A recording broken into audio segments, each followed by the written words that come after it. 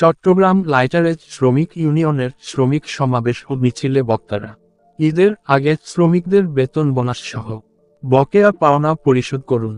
Gazette অনুযায়ী সকল জাহাজি শ্রমিকদের ঈদের আগে বকেয়া বেতন বোনাস সহ সকল পাওনা পরিশোধ করা নৌ প্রশাসন ও নৌ পুলিশ কর্তৃক নৌ শ্রমিকদের উপর জুলম, নির্যাতন, হয়রানি, মিথ্যা মামলা ও চাঁদাবাজি বন্ধের দাবিতে 9 জুন রবিবার বিকাল 5টায় চট্টগ্রাম লাইটারেজ শ্রমিক ইউনিয়নের উদ্যোগের সংগঠনের সাংগঠনিক সম্পাদক মো.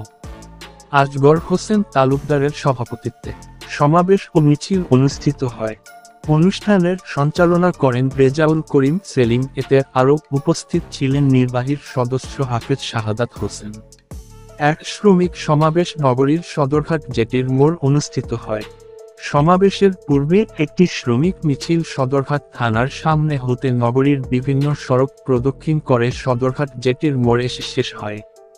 উক্ত সমাবেশে প্রধান অতিথির বক্তব্যে চট্টগ্রাম জেলা নৌযান শ্রমিক ও কর্মচারী ইউনিয়নের সভাপতি এম নুরুল হুদা চৌধুরী বলেন, ভাইয়ের মাথার ঘাম পেয়ে ফেলে দিন রাত পরিশ্রম করে আজকে আমাদের যে নৌপথে যে মালামাল দেশের যে 80-90% মালামাল যে পথে আদান চলাচল হয়, যে সেটা আমরা আজকে শ্রমিকরা সেই পথে আপনার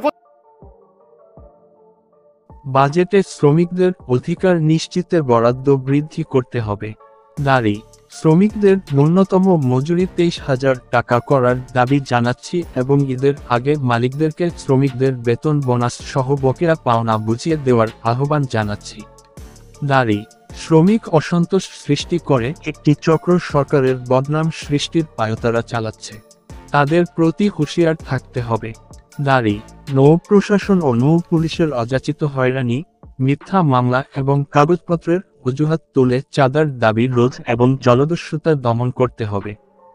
কর্ণফুলী দূষণ ও দখলমুক্ত সহ দেশের অন্যান্য নদী খালগুলোর অবৈধ দখলদারকে উচ্ছেদ করতে হবে। এ সময় বিশেষ অতিথি বক্তব্য রাখেন বাংলাদেশ জাহাজি শ্রমিক ফেডারেশনের কেন্দ্রীয় সহ-সভাপতি হাবিবুর রহমান মাস্টার, বাংলাদেশ নৌযান শ্রমিক ও কর্মচারী ইউনিয়নের সাংগঠনিক সম্পাদক এস.এম. মনিরুল ইসলাম মাস্টার, চট্টগ্রাম মহানগর জাতীয় শ্রমিক লীগের সহ-সভাপতি মো. কামাল উদ্দিন চৌধুরী, পতেঙ্গা থানা জাহাজি শ্রমিক ফেডারেশনের সভাপতি মো. হাসান বাদশা, চট্টগ্রাম লাইটারেজ শ্রমিক ইউনিয়নের প্রচার সম্পাদক আল মাসুম গাজী বাচ্চু, সম্পাদক মণ্ডলীর সদস্য যথাক্রমে শহীদুল ড্রাইভার, শাকিল সুখানী, মমতাজ ব্রিজার, হেলাল লস্কর, মহসিন হোসেন মাস্টার, সাগর লস্কর, হানিফ লস্কর, সোহান লস্কর, হাসান লস্কর, জসিম লস্কর, শরীফুল বাবুর্চি। পতেঙ্গা থানা জাহাজি শ্রমিক ফেডারেশনের কোষাধ্যক্ষ তুরিন, সদস্য রবিউল আলম রবি, শহীদুল ইসলাম মাস্টার, রমজান আলী মাস্টার, মানিক বাসার, বাবুল ড্রাইভার, শরীফ সুখানী। বাংলাদেশ নৌযান শ্রমিক ও কর্মচারী ইউনিয়ন চট্টগ্রাম জেলা শাখার যুগ্ম সাধারণ সম্পাদক মো. নুরুল হোসেন, কোষাধ্যক্ষ মো. হারুনুর রশিদ মাস্টার, জামাল সুখানী, মো. রাজু, রেদওয়ান সুখানী প্রমুখ। বক্তারা বলেন, ঈদের আগে বেতন বোনাস সহ বকেয়া পরিশোধ করে শ্রমিকদের ঈদ আনন্দ উপভোগ করার সুযোগ দিন। নারী যারা এখনো শ্রমিকদের 5/6 মাস বেতন বকেয়া রেখেছেন সেই জাহাজের শ্রমিকদের পাওনা পরিশোধ না করা পর্যন্ত কর্মবিরতি পালন করার আহ্বান জানাচ্ছি।